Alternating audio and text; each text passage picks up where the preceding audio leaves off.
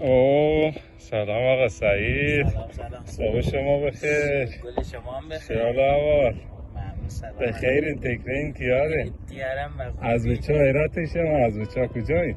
بچه ایرات که نیم من. بله از این بچه بلخ. بچه مزار. بلخ شریف. خوب هستین دیگه جان شما جوره؟ خودت دیدم بهتر شد تو خوبی؟ سلامت بشی دیگر. آمدم صبح همونای آقا سعید جان ورزش کنیم دویش کنیم بعد بریم سر کار. درسته؟ دیشب پشا نمان بخوابم اما آمدیم با همون وازم بیرو شدیم. وعده دادیم میاییم. هوای تازه بله. هموطن نشد. اما خدا نه بابا. نشد.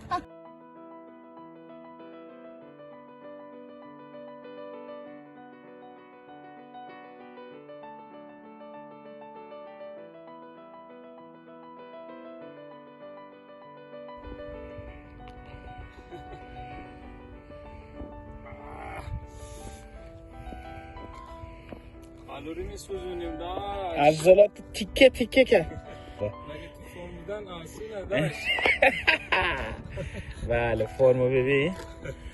فرم 12. ما نه گیر بابا. شدیم دیگه. تو ما رو جوونی ها او. میگیری عزیز.